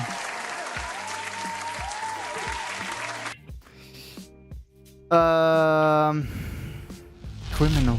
In 2026, what makes someone a What's the message, though? Nothing makes you a criminal. The air makes you a criminal. Not watching the NYP series, bro, you're missing out. You're missing out. You're missing out. I'll just tell you. You're entitled to do what you want, but you're missing out. If you want me to just tell you what the protocol's goal is, why should I do that when you can just watch the series? To want to watch the series? Okay. But then, you know, it's just go watch it. It's there. And I worked hard on it. And it's cool. And there's nice visuals. Protocol is evil. Yeah, yes. That's about the full extent of what I'm willing to tell you here. And you get a free snare. And now you get free hats. Shout out to the chonk ass Rubik's Cube on your desk. Okay. My biggest Rubik's Cube is this thing. Hold up. There it goes. Called Rubik's Revolution. Did you guys ever have this when you were kids? I think I got this for my birthday once, because I saw it at a friend's house, and I bugged my parents about it endlessly until they got me one. So this is Rubik's Cube. Like, you can't actually, like, it's just fixed. See, you can't move it. It's just a piece of plastic. It's just a big piece of plastic there. Just you can't. Right? But this isn't actually a Rubik's Cube for you to solve. This has mini games, And if you'll notice, on each face, there are buttons at the bottom. So you can just... So you can press those buttons. And there's actually, like, a whole bunch of mini games that you can do with this. There's, like, basically, like, whack-a-mole, where a light will show up, where, like, one of these buttons will light up, and then you have to press it. So basically, whack-a-mole, right? And then there are other mini games. There's like Simon Says, I think, where there's a sequence of buttons that lights up, and then you have to repeat the sequence. So, you know, it's like all sorts of fun little mini games. And I don't think this has batteries, but I could just put batteries in it and maybe make it work again. Yeah, because if I turn on, nothing happens, because I'm pretty sure I took the battery out because it was spent. And then I never put another one in because I didn't see myself using this that often. But if I wanted to play, I could just put a battery in there. I can't imagine the electronics won't work. Like they probably still do. I actually never knew how to use one of those. It's not that difficult. Just like it has a speaker somewhere.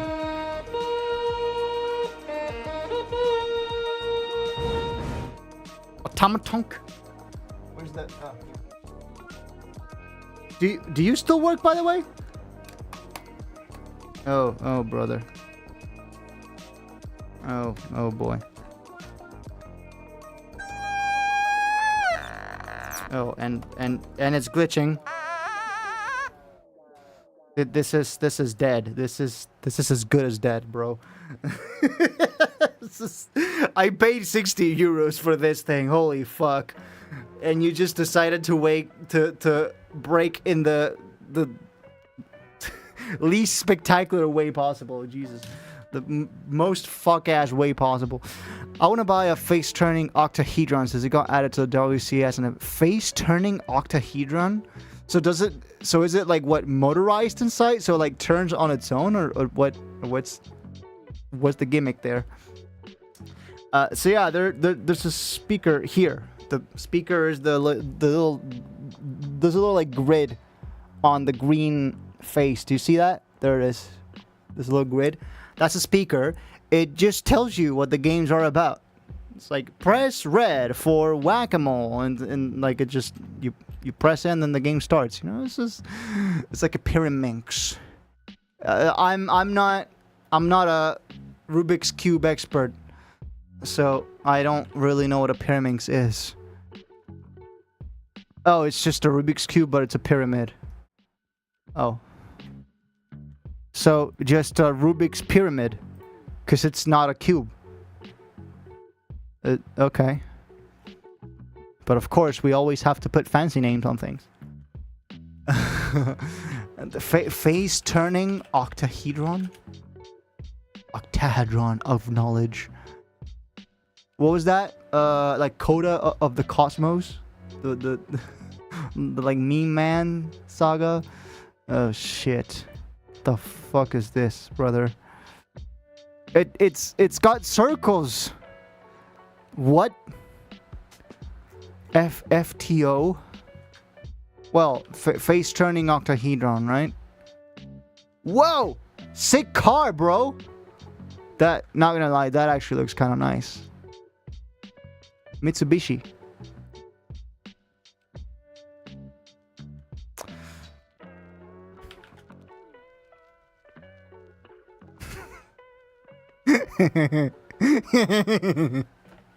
Dude, what I give to have a car like this. I would love to have a Miata at some point, but not the modern ones. These suck. I want the cute one with the retractable headlights. It's just, yeah, it's just the cutest car of all time. And it just screams me. This car is so me. This car is just me. Paul the car. Like if Paul starred in Cars, this would be it. What I give to have one of those. Just out of curiosity, what do they usually go for? I obviously don't have money to buy one, but just out of curiosity, because it's just you know, the cute ones. 1991, 11,000 euros. That is pretty steep. I am seeing ones for 6,000, 9,000. That one doesn't have the retractable headlights. 15,000.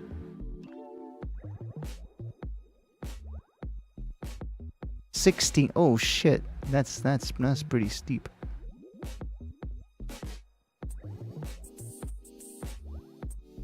Yeah. they're pretty steep. Maybe once I get famous and I start making some big bank, thanks to you guys, thanks to your continuous support, maybe we can all get a Miata. Can you beatbox like whoa whoa whoa whoa boots and kat tat tat tat kat kat tat kat kat do do do?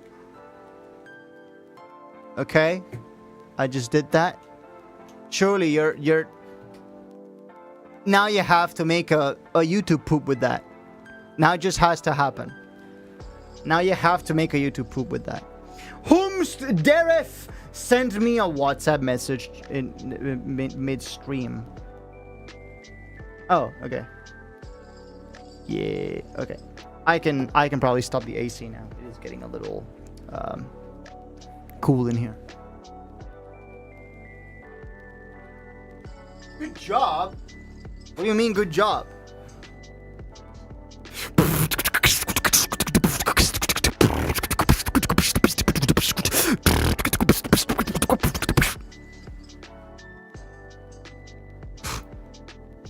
I fucking suck at this.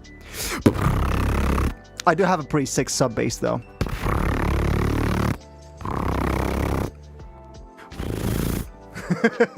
Infra sub.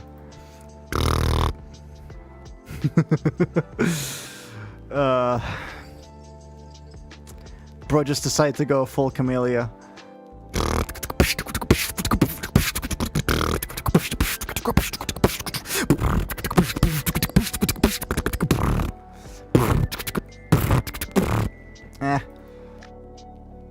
Mine's better. You sound like those bots that'll go on like Moist Critical videos and they say this guy Moist Critical sucks. My videos are better. My videos are better than Penguin Z0. But it's okay. I'm not claiming to be the greatest beatboxer that ever lived. Okay? I'm not. I never claimed to. I'm actually pretty dumb when it comes to beatboxing. It's just I'm a bit of an aficionado and I sometimes get a little carried away, but I'm not at that level, brother. I never claimed to be. Very Puzzle Dirt is a very beautiful puzzle. Oh yeah, because it's called Very Puzzle. That's how you know it's a very puzzle. That's how you know it's a. Oh brother. I feel like we've been down this rabbit hole before, where you like just show me like random ass, like shit like this, that I don't think is even solvable. Like how do you? So this is solved, right? How do you unsolve this? How do you mix this up? Exactly. How do you even mix this up? Like what? This is like you guys know these enemies in Control, the game, the PC game, that are just like black like blobs that'll like resonate and like bounce around and just do weird shit. What's that one boss? No, it's not the Black Rock Quarry. No, there's a secret boss. What's this one secret boss? The boss fights of Control. There's this boss fight that's just a ball. And it, like, resonates around. It's kind of like those ferrite things, like those ferrite speakers when they react. The, like, what's it called? Liquid ferrite? Ferrofluid. Ferrofluid. There it is. Ferrofluid. It's basically this. There's a boss in Control that's basically this. That's like a ferrofluid. And it does this, and it reacts, and it does weird shit. And it's unnerving. I'm not... It's not gonna come up. It's not gonna come up. Fridge boss fight. It's not gonna show up. Anchor boss fight. What is this?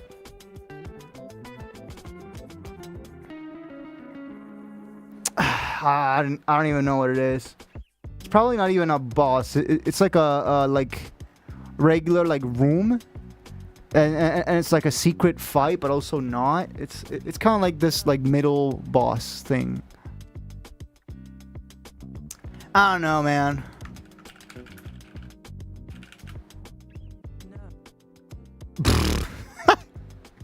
Should we just ask ChatGPT? Wait, give me a minute.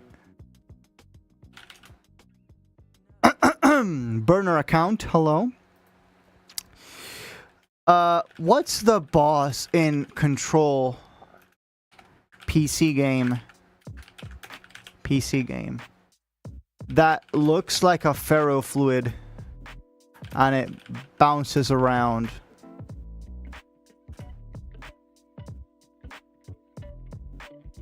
He's distorted. Really though, during the threshold mission. Floating black orb blob that teleports, perhaps a hiss cluster. Maybe. Hiss distorted. Hiss distorted. It makes a distinctive screech just before striking. Possibly. But his cluster. Let me see. His cluster. Come on, brother. His cluster. Type of his entity, and like other his not corrupted spheres of pure concentrated his resonance. Okay. Something of the sort. Okay. Something like this. Something like this. This is concept art from the game. But I kind of want to see a fight from that. His cluster boss. Seizing a his cluster. This may be it. Seizing a his cluster. This may be it. Why were we talking about this again?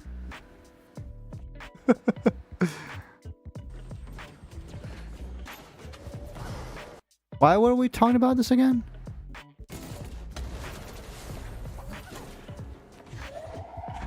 Where's this his cluster?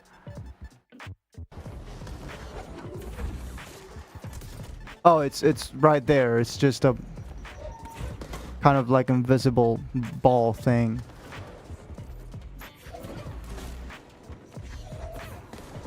Okay, sure. Oh, here. Something like that. You know?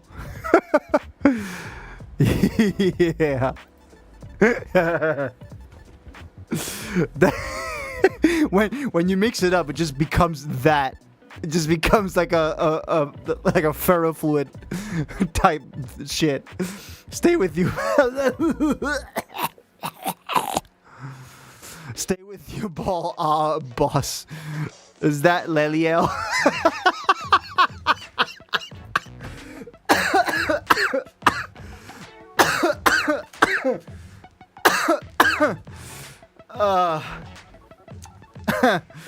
I understood that reference.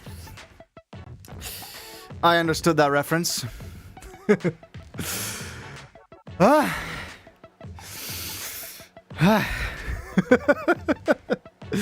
I understood that reference. Which episode did this appear in? Also Evangelion units. Yeah.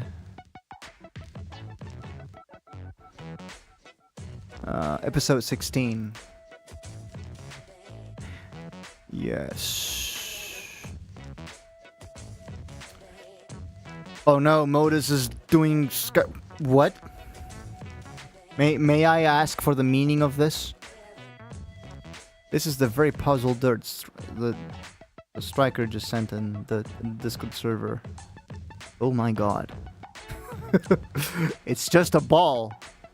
It's a multicolored ball. It's like all of the orbs from Regnum Ultra at once. but it's just one. It's like if the truth failed to spawn the orbs, and that would be the result.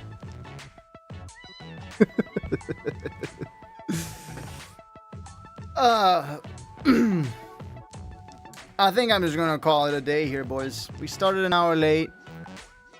It has been a pretty chill stream, you know. Wait, but I never said Skybreak Corporate. What?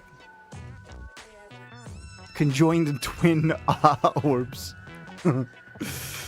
Oh, brother. Yeah, I think I'm gonna call it a day. We've been here for a couple hours. It's 1 a.m. I'm not about to pull a Tokyo machine and just be here all night. I have sleep to do. I slept like 6 hours last night because I had to wake up early for an errand. But yeah, and I went to sleep pretty late last night, so I think I'm gonna compensate by sleeping my good 8 hours today. And I'll be ready for the weekend. See if we can get some feedback done. Yeah. Either tomorrow or Sunday. I have yet to decide. Maybe friends will message me over and they'll ask me, "Hey Paul, do you want to hang out Saturday evening?" And then I'm like, "Yes, touch grass takes priority." If that happens, then I'll do Sunday. If not, I'll just stick to tomorrow. So whatever happens, stay tuned for the next few hours to see how that unfolds. I'll be doing some feedbacks. Yeah, and just like I have proved that it doesn't really matter. It doesn't really matter which way I do feedback. The feedback people just show up. They just magically appear from under the rocks. You lift a rock, there's like 5 producers wanting feedback.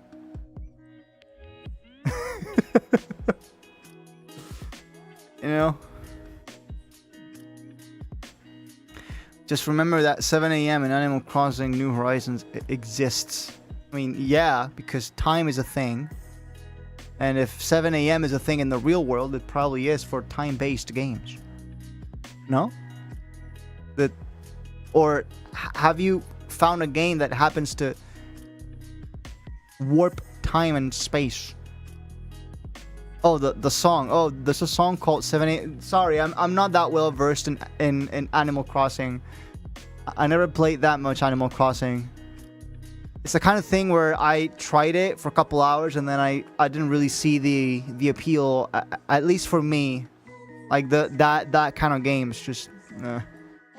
But I do like Tomodachi Life though. That feels like funnier to me.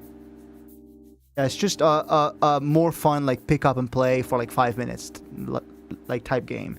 You just like every day you wake up and as if you were to like pick up your phone to check your Instagram, I pick up my Switch and I check on my island, see how my Miis are doing.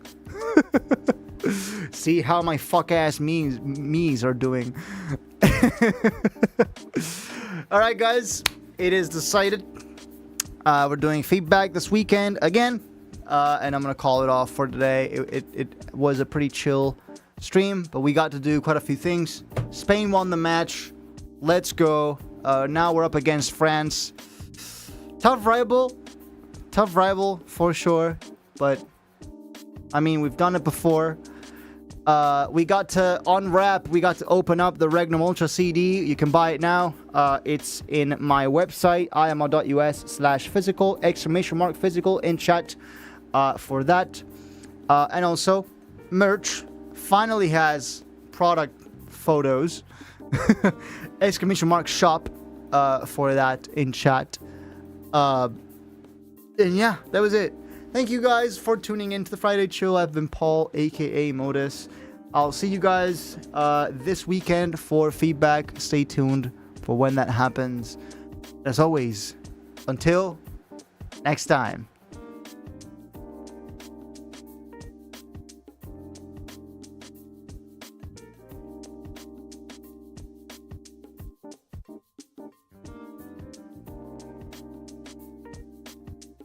Okay, okay.